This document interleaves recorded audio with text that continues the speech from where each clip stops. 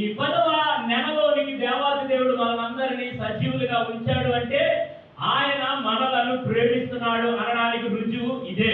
హల్లెలూయా.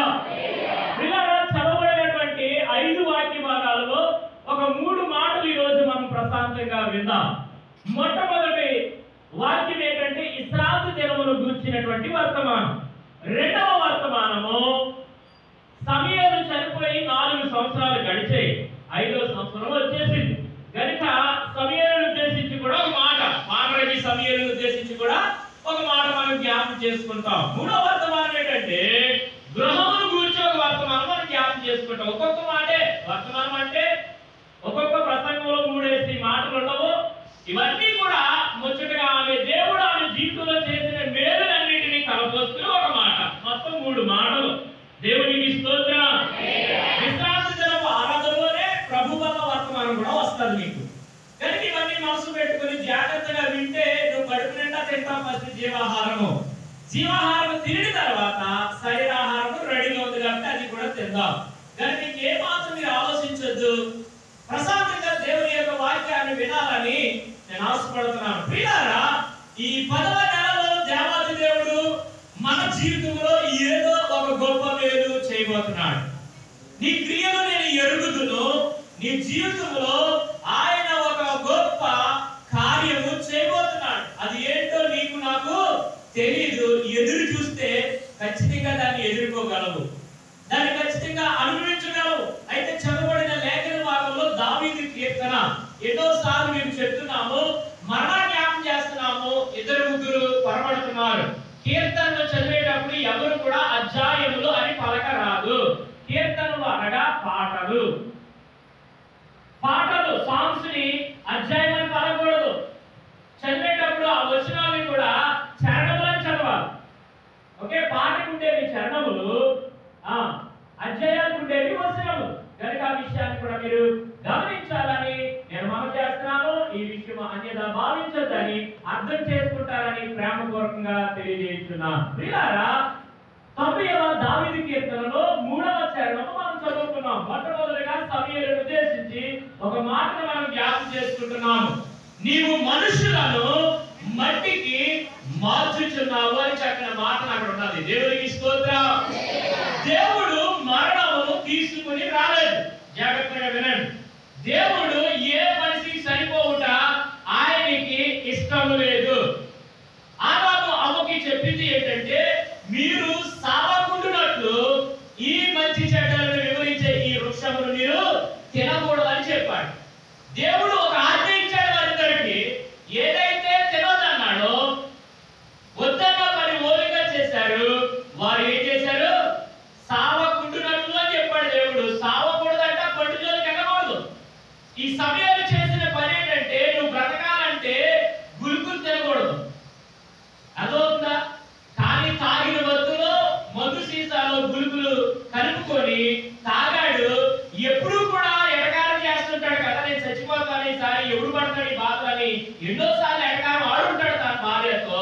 ఇక్కడే చర్చి ముందు ఆ రోడ్డు మీద ఇల్లు ఇక్కడే కనుక ఏం చేశాడు? ఎటకారంగా కలుపుకుని తాగాడు. నిజంగానే ప్రాణము పోయింది. దేవుడు పెట్టారా, ఒక మనిషిని దేవుడు బ్రతకాలని చూశాడు. మనిషి ఏం చేశాడు? ఎందుకు ఈ బాధ తట్టుకోలేకపోతున్నాను, ఈ టెన్షన్ భరించలేకపోతున్నాను, ఈ ఆవేదన నన్ను కృంగదీస్తుంది, లేకపోతే ఈ మానసిక వ్యాధి నన్ను ఎక్కడికో నెట్టివేస్తుందని కొన్నిసార్లు మనిషి ఏం చేస్తాడంటే తొందరపాటు నిర్ణయాలు తీసుకుంటాడు. దేవుడు సమయాల జీవితంలో ఎక్కడా కూడా అన్యాయం చేయలేదు. సమస్తాన్ని సమకూర్చి ఏర్పాటు చేశాడు. ఒక చక్కని కుటుంబ వ్యవస్థను ఇచ్చాడు. సువర్ణ జీవితంలో కూడా చక్కని యజమాని ఇచ్చాడు దేవుడు.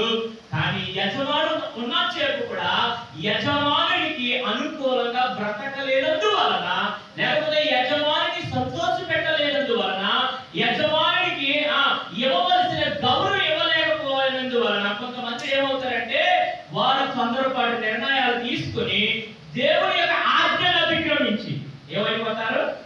మరణ పాలైపోతున్నారు. దేవునికి స్తోత్రం చెప్పండి. హల్లెలూయా. ఒకవేళ చనిపోయిన తర్వాత మారుమనసు వచ్చినా, చనిపోయిన తర్వాత మనం వెలుగుపోయినా కూడా అప్పటికి కొన్ని జరిగిపోతాయి. జరిగిపోయిన ఏది కూడా మళ్ళీ తిరిగి రాదు. ఒకసారి గాలి వీసిందంటే మళ్ళా వెనక రమ్మంటే రాదంట. ఒకసారి నీరు పాలు వెళ్ళిపోయిందంటే మళ్ళా వెనక రమ్మంటే రాదంట. ఒకసారి సమయం గడిచిపోయిందంటే మళ్ళా రమ్మంటే రాదంట. ఈ మెలకువ ప్రతి పురుషుడికి, ప్రతి స్త్రీకి, ప్రతి పురుషుడు కూడా ఇది గమనించాలి ప్రియులారా. భర్త ఉందని చెప్పే, భార్యలు మీ కళ ముందుందని చెప్పే, భార్య విలువ నీకు తెలియాలా, భర్త విలువ నీకు తెలియాలా. ఇలా మనం జీవించినప్పుడు కుటుంబ వ్యవస్థలో మరణం అనేది రాదు. అసలు క్రైస్తవుడు మరణించాడు, క్రైస్తవుడికి మరణము లేదు. కానీ నేను అంటాను కదా, తనంతట తానుగా ప్రాణం తీసుకున్నవాడు ఎవడైనా సరే, ఆ ఎంత గొప్పవాడైనా, ఎంత భక్తిపరుడైనా, ఎంత సింగర్ అయినా, ఎంత ఉపదేశకుడైనా ఖచ్చితంగా ఎలవలసింది రెండు మార్గాలకి. దేవుడి స్తోత్రం చెప్పండి. రెండు మార్గాలకి అంటున్నారు. ప్రతి మనిషి చనిపోయి రెండు మార్గాలకి వెళ్తాడు. కానీ తనంతట తానుగా దాన్ని శిక్షించుకుంటే, దేవుడు శిక్షకు అవకాశం ఇవ్వకుండా మనిషి అంతటా మనిషి శిక్షించుకుంటే ఖచ్చితంగా పాతాళంలో ఉంటాడని బైబిల్ చెప్తుంది. దేవుడి స్తోత్రం చెప్పండి. దేవుని పిలుపు నమ్ముకుని దేవుని దగ్గర, దేవుని దైవాస్థానంగా నీకు దేవుడు పిలిస్తే పరదేశంలో ఉంటావంట. నీవు కానీ మరణిస్తే నువ్వు ఎక్కడ ఉంటావంట? పాతాళంలో ఉంటావని నా మాటలు కాదు, ఇది దేవుని గ్రంథంలో ఉన్న మాటలు. ఇవన్నీ చదివించి వివరించి మిమ్మల్ని ఇబ్బంది పెట్టాలని నేను అనుకుంటాను, కానీ త్వరగా ముందుకు వెళ్తున్నాను. దేవుని బిడ్డలారా గమనించండి. నేను అంటున్నాను కదా, ఈ రోజు ఆ చిన్న కుమారుడు తన తండ్రి జ్ఞాపకాలతో చాలా కాలం ఏడ్చేవాడు. ఎందుకు అంటే తండ్రి ప్రేమ తనకు తెలుసు. తండ్రి తను ఎలా ప్రేమించేవాడో, ఎలా ఎత్తుకునేవాడో, ఏమి కావాల్సిన ఎలాగా సమకూర్చేవాడో తెలుసు. ఆ తండ్రి ప్రేమను కోల్పోవడానికి కారణం ఎవరు అనేది ఎవరు చెప్పలేరు. ఉద్రేకాన్ని బట్టి, మనం తీసుకున్న నిర్ణయాలు బట్టి, మనకున్నటువంటి ఇగో బట్టి, లేకపోతే మనకున్నటువంటి ఆ కోప తోపాలను బట్టి చిన్న బిడ్డలు బలైపోయింది ఈరోజు. దేవుని స్తోత్రం చెప్పండి. కానీ నేను అంటాను, ఆ చిన్న బిడ్డలిద్దరిని ఎవరు ఆదరించాలా? భర్త లేని లోటుని దేవుడు ఎవరు తీర్చాలా? ఆమెకి ఎవరు తీర్చాలా? దేవుడే తీర్చాలి. దేవుడు మరణించమని చెప్పలేదంట, ఫలించమన్నాడు, అభివృద్ధి పడమన్నాడు, భూమిని నిండించమన్నాడు. మరణం ఎక్కడొచ్చిందక్కడ? కానీ ఒకవేళ నువ్వు మరణించకుండా ఉండాలి అంటే అదో దాని జోలికి వెళ్ళకూడదు. ప్రపంచం ఇది, సమాజము. ఏదో మనమే అంత పచ్చగొందనుకో, నువ్వు ఎలా పడితే అలా తిరగడానికి వీల్లేదు, దాని జోలికి వెళ్ళొద్దని చెప్పాడు. దేవుడు ఏదైతే వద్దన్నాడో సాతాను వచ్చి అడుగుతాడు. సాతాను వచ్చి చాలా చక్కగా మాట్లాడతాడు. పాము రూపంలో వచ్చాడు, అంటాడు, అవ్వా ఈ చెట్టులో ఇక్కడ ఏదో వనంలో ఉన్నటువంటి పళ్ళన్నీ తినమన్నాడా నీ దేవుడు అంటే? అన్నీ తినమన్నాడు. కానీ అనగానే అక్కడ ఉంది పెద్ద దూరి. కానీ ఏమన్నదే? అన్ని తినమన్నాడు. కానీ మధ్యలో ఉంది మంచి చెడ్డలను వివరించే దాని జోలికి వెళ్ళొద్దన్నాడు. ఎందుకు వద్దన్నాడు? తింటే మేము చచ్చిపోతామంట. ఊరుకో. ఎవరు చెప్పాడు నీకు? ఎందుకు అలా యేసయ్య నీతో చెప్పాడో తెలుసా? నువ్వు యేసయ్య కంటే గొప్పవాడు అయిపోతావని, యేసయ్య కంటే గొప్పదాని అయిపోతావని, మీ మనోనేత్రాలు తెరవబడతాయని, మీరు దేవదూత వల్ల అయిపోవడం నీ దేవుడికి ఇష్టం లేదని తినొద్దన్నాడు. హల్లెలూయా. ఈరోజు చాలా మందికి చెప్తుంటారండి డాక్టర్లు, రే బాబు మందు తాగడం మానే, సిగరెట్ కాల్చడం మానే, అబద్ధాలు ఆడడం మానే, బూతు మాట్లాడడం మానే, మనుషులను చంపడం మానే. ఇవన్నీ డాక్టర్ దగ్గర కాదు, పరమ డాక్టర్ రాశాడు పరిశుద్ధ గ్రంథంలో. కానీ డాక్టర్లు చెప్పినా కూడా ఏం చేస్తారని కొంతమంది మానటం లేదు. మానకుండా మందు తాగినాడు ఏమవుతాడంట? నాకు ఒక రోజు తీస్తున్నాడు అన్న, మా రోజు మందు తాగినాడు చచ్చిపోతున్నాడు, తాగలేనోడు కూడా బేగా చచ్చిపోతున్నాడు. ఏంటి దీనికి ఫాస్ట్ గా నువ్వు ఏం చెప్తావు అని అడుగుతున్నాడు. చాలా జాగ్రత్తగా అడిగాడు కదా. ఎందుకు నువ్వు తాగుతున్నావా లేదంటే మాకు అలాంటి అలవాటు లేదన్నాడు. మరి నీకెందుకు దీని గురించి అన్నా? పచ్చకాయలు వచ్చినప్పుడు లోకం అంతా పచ్చగా కనబడుతుంది, కానీ నీకెందుకు నాయన అంత శ్రమ? నేను ఏం చెప్తానని నువ్వు ఆలకించాలనుకుంటే నువ్వు మందిరానికి వస్తే వాక్యం చెప్తాను, వాక్యం ఏం చెప్తుందో చెప్తాను నీకు. దేవుని స్తోత్రం, దేవునికి స్తోత్రం. మరణం అనేది అందరికీ వస్తుందంట. కానీ ఆ మరణము చూడక బ్రతుకు నరుడు ఎవడు అని అడుగుతాడు. 89వ దావీదు కీర్తనలో చదవద్దు, కానీ మరణము చూడకుండా బ్రతికేవాడు ఎవడూ లేడు. కానీ ఆ మరణము దేవుడు పిలిచిన తర్వాత వెళ్తేనే పరదేశంలో ఒక చక్కని ప్లేస్ లోకి వెళ్తారంట. దేవునికి స్తోత్రం. పరదేశంలోకి వెళ్ళాలి, మరణము వ్యర్థం. ఇక్కడ బాధ తట్టుకొని చచ్చిపోతే నిజమైనటువంటి బాధ అనిపించాల్సిన పరిస్థితి వస్తుంది. పరదేశంగా నీ శరీరం వెళ్ళకపోతే, నీ ఆత్మ వెళ్ళకపోతే, నీ జీవితం అక్కడికి వెళ్ళకపోతే, పాతాళంలో పడితే అది వేదన స్థలము, అగ్నియారుడు పురుగు సావని స్థలమని, 1000 ఏళ్ళు పరిపాలన అలోపలమ అలసిన ధనవంతుడు సరిపోయి ఎక్కడికి వెళ్ళాడట? యాతనా స్థలానికి వెళ్ళాడట. అగ్నిగుండంలో పడిపోయి నీతిగా బ్రతికిన లాజరుని కేకేస్తున్నాడు. అబ్రహాము కూడా తెలుసు, ఆయనకి దేవుడు తెలుసు, దేశదేవర పనులు కూడా తెలుసు. భూమి మీద ఉన్నసేపు ధనముతో కొందామనుకున్నాడు పరలోక రాజ్యాన్ని, ధనముతో కొందామనుకున్నాడు వైకుంఠాన్ని, ధనముతో చెప్తున్నాడు తన ప్రాణంతో చెప్పు బ్రతికేశాడు. కానీ ఈ లాజరేమో ప్రాణం ఇచ్చిన వాడిని చెప్పుకుని బ్రతికాడు. దేవునికి స్తోత్రం. నువ్వు నీ ప్రాణంతో చెప్పుకుని బ్రతుకుతున్నావా? నీకు ప్రాణం ఇచ్చిన వాడిని జ్ఞాపకం చేసుకుంటూ బ్రతుకుతున్నావా? నువ్వు ప్రాణం ఇచ్చిన దేవుడిని జ్ఞాపకం చేసుకుని బ్రతుకుతే దేవుడు నీ క్రియలను బట్టి నిన్ను పరదేశంలోని ఖచ్చితంగా తీసుకుని వెళ్తాడు. దానికి రుజువు ఏంటంటే యేసు ప్రభువుని 33 యవన కాల జీవితంలో ఆయన్ని సిలువ వేయాలని, ఆయన వర్తమానం బట్టి అనేకులు మారుతున్నారని, ఆయన్ని చంపాలని ప్లాన్ వేశారు. ఆఖరికి ఆ ప్లాన్ ముందే దేవుడు ఒక ఉద్దేశంతో యేసు ప్రభుని భూమి మీద పంపించాడు. ఆయన కలవరి సిలువలో ప్రాణం పెడితేనే తప్ప, రక్తము సిందిస్తేనే తప్ప మన ఎవరికి పాప క్షమాపణ లేదని తండ్రి అయిన దేవుని దగ్గర నిర్ణయం తీసుకుని వచ్చిన యేసును గురించి ఆయన సిలువ వేసే ముందు ఆయన పక్కన ఇద్దరిని సిలువ వేశారు. వాళ్ళెవరు అంటే యేసేమో పరిశుద్ధుడు, వారిద్దరేమో పాపాత్ములు. పాపాత్ములకు మరొక పేరు దొంగలు వాళ్ళిద్దరు కూడా. అందులో ఒక దొంగ అంటున్నాడు, అయ్యా నీ రాజ్యంలోకి వెళ్ళినప్పుడు నన్ను కూడా జ్ఞాపకం చేసుకో అంటే దేవుడు ఆ సిలువ మీద ఉన్నప్పుడు ఆ దొంగకి ఏం చేశాడో తెలుసా? క్షమాపణ అనుగ్రహించాడు. దేవునికి స్తోత్రం. క్షమాపణ అనుగ్రహించి ఏం చెప్పాడు యేసు అంటే, నేడు నీవు నాతో కూడా ఎక్కడుందో అన్నాడు? పరదేశము. మీకు రుజువు అర్థమవుతుంది అనుకుంటున్నాను నేను. ఎక్కడుందో అన్నాడు? పరలోకంలో ఉంది అని అనొచ్చు కదా. చచ్చిన ప్రతి ఒక్కడు కూడా పరలోకానికి డైరెక్ట్ గా వెళ్ళడానికి లేదు. ఆంక్షలు ఉన్నాయి, ఆటంకాలు ఉన్నాయి, అభ్యంతరాలు ఉన్నాయి. కనుక డైరెక్ట్ గా ప్రభువుని నమ్ముకున్న వాళ్ళందరూ కూడా పరలోకం వెళ్ళరు. పరీక్ష రాసిన వాళ్ళందరూ కూడా పాస్ అవ్వరు. నేనంటే పాపం ఉన్న వాళ్ళు ఒకసారి దేవుని స్తోత్రం చెప్పండి. ఎందుకు పాపం అంటే, అయ్యారు పరలోకం వెళ్ళిపోతానని ప్రభుని నమ్ముకున్నానండి. యేసుని నమ్ముకో, పరలోకాన్ని సొంతం చేసుకొని ఎవరో చెప్తేనే నేను యేసుని నమ్ముకున్నాను. ఇదేంటండి మీరు ఎలా చెప్తున్నారు? నాకు పాపం వస్తుందని. అందుకే నేను చెప్పాను, పాపం ఉన్న వాళ్ళు దేవుని స్తోత్రం చెప్పడం ఒకళ్ళెక్కడో చెప్పారు. నీ కోపానికి అర్థం ఉంది సహోదరుడా, సహోదరి. ఒకవేళ మోసపూరితమైనటువంటి అజ్ఞానపు అనాలోచనపు సువార్త ఒకవేళ విని కోడి గుడ్డెక్కడానికో, పిసక పెళ్లి అవడానికో, ఇల్లు కట్టుకోవడానికి యేసు ప్రభువుని నమ్ముకుంటే అది నిన్ను పరలోక రాజ్యాన్ని తీసుకుని వెళ్ళదు. దేవుని యందు భయభక్తులు కలిగి చెడుతనమును విసర్జించి లోకానికి దూరమయ్యి నువ్వు ప్రత్యేకింపబడిన వ్యక్తిగా ప్రభుతోటే నీ అడుగుజాడలు, ప్రభుతోటే నీ జీవన విధానం నువ్వు చేసుకుంటే ఖచ్చితంగా నువ్వు ఎక్కడికి వెళ్తావు? పరదేశం వరకు వెళ్తావు. పరదేశకి వెళ్ళిన తర్వాత దేవుని తీర్పు అది, మనుషుడు కాదు. జాగ్రత్త కూర్చొని పిల్లలు మాట్లాడకూడదు. దేవుని బిడ్డలారా చూడండి, మొదటి మాట నేను ముగిస్తున్నాను. ఈ రోజు మన ఎవరు సమయాలు ఎక్కడున్నాడు అంటే, నేను అంటాను ఆయన ఎక్కడున్నాడు? పాతాళంలో ఉన్నాడు. వేదన అనిపిస్తున్నాడు. ఇక్కడ వేదన తట్టుకోలేకపోతాను, ఇంక పర్లేదులే అనుకుంటా ఎక్కడికి వెళ్ళాడంట? పాతాళంలోకి వెళ్ళాడు. నేనే కాదు, మీరైనా సరే ఎవరైనా ఉరుకు కోసుకుని తెచ్చినా, రైలు బండి కింద తల పెట్టుకుని తెచ్చినా, గురుకులు తాగి తెచ్చినా, అదొక ఎవరైనా నలుగురు చేత కొట్టబడి చచ్చినా జాగ్రత్తగా వినండి. అన్యాయంగా జీవించిన వాడు ఎవడైనా వాడంతట వాడిగా చస్తే, పురుషుడైనా మందు తాగి చచ్చిన, పేకాట ఆడి చచ్చిపోయిన, పేక కుక్క మీద పడి చచ్చిపోయినా ఎక్కడికి వెళ్తాను? వీడు చెప్పండి. ఖచ్చితంగా పాతాళమే. ఇంకా అందులో తేడా.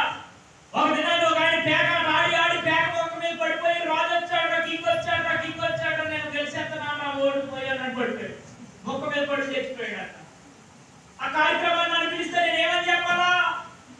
ఆయనేమో క్రైస్తవుడు, మంచి పోరాడి సరిపోయాడు ఈ భక్తుడు అని చెప్పాలా? అబద్ధపు బోధ చేయాలా? నేను చేయనని చెప్పాను. ఈ సరిపోయిన వ్యక్తి ఎక్కడికి వెళ్తాడో చెప్పాను.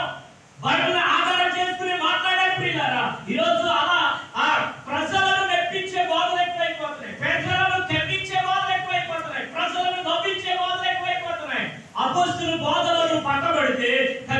నువ్వు పరదేశం వరకు వెళ్తావు, దేవుని ఎదుర్కోవడానికి రెడీ అవుతావు. దేవునికి స్తోత్రం. రెండో మాటలో నేను వెళ్తున్నాను ప్రియుల, జాగ్రత్తగా వినండి. గృహం గురించి జ్ఞాపకం చేద్దాం. 127వ దావీదు కీర్తనలో ఆ వాక్యమును జ్ఞాపకం చేసుకుంటూ అమ్మగారు చదివినటువంటి వాక్య భాగంలో మార్కు శుభవార్త 9వ అధ్యాయం 28-29 వచనంలో చక్కని మాట ఉంది, చదవండి. ఆయన ఇంటిలోనికి వెళ్ళెను, వెళ్ళిన తర్వాత ఆయన శిశువులు నేను ఎందుకు దయ్యమును వెళ్ళగొట్టలేకపోతిమి. దేవునికి స్తోత్రం. చెప్పండి అందరూ కూడా హల్లెలూయా, హల్లెలూయా. నీ ఇంటిలో పక్కన వాటిని చూడండి, నీ పక్కన ఉన్న వ్యక్తిని చూసి, అమ్మా నీ ఇంటిలో నా యేసయ్య ఉన్నాడా లేకపోతే దయ్యం ఉందా అడుగు. నీ పక్కన ఉన్న వాళ్ళు అడుగు, అడుగు అడుగు అడుగు, అందరిని అడగండి, మగవాళ్ళు కూడా అడగండి. మీ ఇంట్లో దేవుడు ఉన్నాడా దయ్యం ఉన్నదా అని అడుగు. మీ ఇంట్లో దేవుడు ఉన్నాడా దయ్యం ఉన్నదా అడుగుతున్నారా మీరు? ఒకసారి తీవయ్యాలంటే అలా సరిగా అడుగుతున్నారు లేదు చూపించమా. మీ ఇంటిలో దేవుడు ఉన్నాడా దయ్యం ఉన్నదా చూడండి. ఇంట్లో ఉన్నాడా? మేము ఎందుకు ఆ దయ్యాన్ని వదలగొట్టలేకపోతున్నామని శిశువులు అడుగుతున్నారు. ఎవరిని? యేసయ్యని అడుగుతున్నారు. పిల్లారా, ఈ రోజు మన ఇంటిలో దయ్యం ఉంటే దేన స్థితిలో ఉంటాం. జాగ్రత్తగా వినండి. మన ఇంట్లో దయ్యం ఉంటే అప్పులు బాధలు, మన ఇంట్లో దయ్యం ఉంటే అనారోగ్య పరిస్థితులు, మన ఇంట్లో దయ్యం ఉంటే ఆవేదన కలుగుతుంది, మన ఇంట్లో దయ్యం ఉంటే నిందలు అవమానాలు, మన ఇంట్లో దయ్యం ఉంటే అసమాధానమే, సమాధానం ఉండదు. ఈ రోజు నీ ఇంట్లో దయ్యం ఉందా దేవుడు ఉన్నాడా? అందుకే నేను ఈ వర్తమానాన్ని పట్టుకుని ఒకనాడు ప్రసంగం చేస్తూ ఒక బహిరంగ సభలో మాట్లాడాను. దేవునితో మాట, దయ్యముతో ఆట. ఎవడు గెలిచేది అంటే దైవ జనుడు. దేవుని స్తోత్రం. హల్లెలూయా. కొన్నిసార్లు దేవుడు వాక్యం చదువుతుంటే రకరకాల కొటేషన్స్ ఇచ్చేస్తాడండి దేవుడు. దేవునితో మాట, దయ్యంతో ఆట. మనం ఆడాలి రోజు కూడా. వాడు ఎక్కడున్నాడు? మన సాతాను కూడా రాకూడదు. మన ఇంట్లోకి వస్తే ఎక్కడున్నాడు? ఎక్కడున్నాడు? మన పాదముల కింద. అనండి అందరూ కూడా. సాతాను ఎక్కడున్నారా? మన పాదముల కింద. యేసయ్య ఎక్కడున్నారా? మన హృదయములో. హృదయం అనే గదిలో ఉండాలి మన దేవుడు. హల్లెలూయా. అలా ఉన్నప్పుడు ఆడి సాతానులోనేమో బుర్ర మీద ఎక్కుంటున్నాము, యేసయ్యనేమో ఒక మూలం తగిలించేస్తున్నాం. అందుకే సాతాను కూడా ఏం కూడా చేస్తాడు మన గృహాల్లో. దేవునికి స్తోత్రం. హల్లెలూయా. ఒక క్రైస్తవ బిడ్డ, ఒక క్రైస్తవ కుమారుడు లోకంలో తిరుగుతున్నాడంటే కారణం ఏంటంటే వాడు వచ్చేసాడు, ఎంటర్ అయిపోయినాడు ఇంట్లోకి. హల్లెలూయా. నేను అంటాను కదా, రే కదా ఎక్కడికి కూర్చో, బుర్ర తిరుగుడు కూర్చోలేదు, దేవుడి మాటలు ఎన్నీదు. ఎక్కడ ఒకసారి కూర్చోడండి. సండే స్కూల్కి వచ్చాడు కానీ 7వ తరగతి అంట మహానుభావుడు. ఆ తమ్ముడు 4వ తరగతి అమ్మా 5వ తరగతి ఎంత చక్కగా చదివాడో వాక్యం. ఆయన రాలేదు 7వ తరగతి. ఆయన స్థిరంగా కూర్చోడు, స్థిరంగా వింటూ ఏమి చేయడు. కానీ దేవుడు ఇంతమందిలో అలా గద్దించినప్పుడే ఇక్కడి నుంచి ఇంతమందిలో నన్ను పాస్టర్ గారు సరిగా చదవడాలంటే ఇక్కడ నేను చదవడం నేర్చుకోవాలనే పౌరుషం వస్తుందని. రోహిత్ అర్థమైందా? వచ్చే ఆదివారం ఆ తమ్ముడు కంటే బాగా చదివేస్తాడు. దేవునికి స్తోత్రం. ఈ సండే స్కూల్ అనుకూలంలో ఉన్న ప్రతి బిడ్డ కూడా ప్రయోజనం అవుతాడండి. అందుకే ఇందాక ఒక వాక్యం చదువుకున్నాము. సాదేవరాజు గారు చదివినటువంటి వాక్య భాగంలో 3వ మాట అది చదవండి. ఏం చదివారండి? 130 7వ కీర్తనలో 9వ చరణం ఏంటంట? త్వరగా నీ పసిపిల్లలను పట్టుకుని అమ్మా సువర్ణ కుమారి ఇంటికి వెళ్ళిన తర్వాత ఆయన 2 కాళ్ళు అట్టుకొని ఎక్కడికి వేసుకోమన్నాడు? చెప్పండి ఎక్కడికి వేసుకోమన్నాడు? క్రీస్తనేమంటది ఇంటికి వెళ్ళి 2 కాళ్ళు అట్టుకొని పండగేసి కొట్టమంటే నువ్వు బట్టలు దుక్కునే సాధినే పండగేసి కొట్టేసావు కనుక సచ్చూరుకుంటాడు. కాదు కాదు కాదు, క్రీస్తనే బండ ఉంది ఇంట్లో. నీ ఇంటికి పునాది ఆయనే. మొట్టమొదటిగా దైవజనుడు వచ్చి ఏం చేశాడు? పునాది వేసాడే. మొదటి రాయి వేసాడు. నిషేధించబడిన రాయి మూలకు తన రాయని వేసాడే. ఆ మూల రాయి దగ్గరికి తీసుకెళ్ళాలా. ఆ మూల రాయి ఎక్కడ వేసాడో గ్రహించాలా. ఆ మూల రాయి చోటులోకి తీసుకెళ్ళి మొక్కలే క్రీస్తు అనే బండకేసి కొట్టే విధానం. ఒకవేళ మీ పిల్లలకి మీరు ఎలా చెప్పాలో మీకు తెలియదు కావాలి, చెప్పండి. ఇలాగ ఈ రోజు నుండి మీ పిల్లలందరూ కూడా ఎక్కడికి వెళ్ళాలంట? మూల రాయి దగ్గరికి వెళ్ళి మూలకెళ్ళి ఆ క్రీస్తు అనే బండ దగ్గరికి వెళ్ళి ఏం చేయాలి? మోకాలు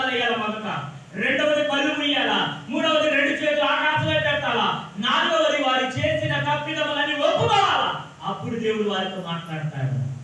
నువ్వు చెప్తే కదా చేస్తారు. ఫస్ట్ నువ్వు ఏం చేయాలి? మోకాలు వేయాలా? ఏమండి, నేను మోకాలు ఎత్తేనే కదా నా కూతురు మోకాలు వేస్తాను. నేను వాక్యం చదివితేనే కదా వాళ్ళు వాక్యం చదవమని చెప్పగలను. నేను ప్రార్థన చేస్తేనే కదా వాళ్ళు ప్రార్థన చేయమని చెప్పగలను. నేను దేవుని పాట పాడితేనే కదా వాళ్ళు దేవుని పాట పాడతారు. నేను దేవుని సన్నిధికి తొందరగా వెళ్తేనే కదా నాయనగా నా బిడ్డలు అవుతారు. ఇలాంటి కొన్ని అనుభవాలన్నీ కూడా క్రీస్తు అనే యేసు పసిపిల్లలు పడితే ఎక్కడికి వెళ్ళిపోతారంట. ఈ రోజు నుండి వీళ్ళిద్దరూ సండే స్కూల్ మాత్రం కూరుకోను. వాళ్ళకి ప్రిన్సిపల్ పవర్ అప్పించేసింది. నాకు ఏదైనా నీ ఇష్టం నా పిల్లల విషయంలో ప్రయోజకులవ్వాలంటే అన్నారు. దేవునికి స్తోత్రం. హల్లెలూయా. రాజకుమారుడు ప్రయోజకుడు అయ్యాడా లేకపోతే పాడైపోయాడా? మాట లేదు. మీరు సండే స్కూల్లో మొట్టమొదటి స్టూడెంట్, నా స్టూడెంట్ మొట్టమొదటి స్టూడెంట్ ఆయన. ఆ తమ్ముడు రెండో స్టూడెంట్. మూడవ స్టూడెంట్ ఎవరో తెలుసా? గాదు విజయ, కానిస్టేబుల్ అయిపోయాడు. మడుతుల్లో ఉంటున్నాడు. ఇలాగ చాలా మంది చెప్పాలంటే కొన్ని వేల మంది కోసం 900 మంది పిల్లలను తయారు చేశాను. ఎవరు పాడైపోలేదు. దేవునికి స్తోత్రం. ప్రతి ఒక్కరు ప్రయోజకులు వారి పిల్లరా. ఈ రోజు మీ పిల్లలు క్రీస్తు అనే బాట వేసి కొట్టండి. మామిడి పాలు సౌదర్య వచ్చిందా వివాహం చేసుకుని మంచి భర్తను కలిగి సండే స్కూల్ పిల్ల. ఆ సండే స్కూల్ అందరికి టీచర్ అయిపోయింది ఆ మామిడి పాలెంలో. అలాగే ఈ రోజు ఏం చేస్తామంటే ఏ పిల్లలైనా నేను అడుగుతాను వెళ్ళి, నేనేం చెప్తాను తెలుసా? ప్రార్థన చేస్తున్నావా? వాక్యం చదువుతున్నావా? మోకాలు వేస్తున్నావా? ఎంతసేపు ప్రార్థన చేస్తున్నావు? నీ ప్రార్థన ఎవరి కోసం చేస్తున్నావు? మీ తల్లిదండ్రుల కోసం ప్రార్థన. పిల్లలు అడుగుతాను నేను. పిల్లలు తల్లిదండ్రులు చేయరు కదా, పిల్లల కోసం చేస్తారా? చేస్తారండి. అప్పుడప్పుడు బాధ వచ్చినప్పుడు, జ్వరం వచ్చినప్పుడు, పొర నొప్పి వచ్చినప్పుడు, ఒళ్ళు నొప్పి వచ్చినప్పుడు, లేకలేని స్థితిలో ఉన్నప్పుడు, డాక్టర్ దగ్గర తిరుగుతున్నప్పుడు చేస్తాం దొంగ ప్రార్థన. అవేమి రాకుండా ఉండడం కోసమే నీ పిల్లలు ఎవరు పట్టమన్నాడు? చెప్పండి. ఆ క్రీస్తు అనే బండ దగ్గర ఆరోగ్యం ఉంది మీ పిల్లల కోసం. క్రీస్తు అనే బండ దగ్గర సమృద్ధి ఉంది నీ పిల్లల కోసం. ఆ క్రీస్తు అనే బండ దగ్గర నీ పిల్లలకి ఉన్నతమైన దైవికమైన జ్ఞానం ఉంది. ఆ జ్ఞానం కానీ ఒకసారి పొందుకుంటే నీ పిల్లలు ఎవడో ఏం చేయలేడు. చెప్పండి, ఎవడో ముట్టుకోలేడు. ఎవడు ఊహించని రీతిలో స్థాయిలోకి వెళ్ళిపోతారండి పిల్లలు. అది నా మాట కాదు, దేవుని మాట. నీ పిల్లలు ఏం చేస్తారు? ఉన్నతమైన స్థితిలోకి వెళ్ళిపోతారు. వారు దేవునితో సహవాసం చేసే వారిగా ఉంటారు. దేవుని స్తోత్రం చెప్పండి గట్టిగా. హల్లెలూయా.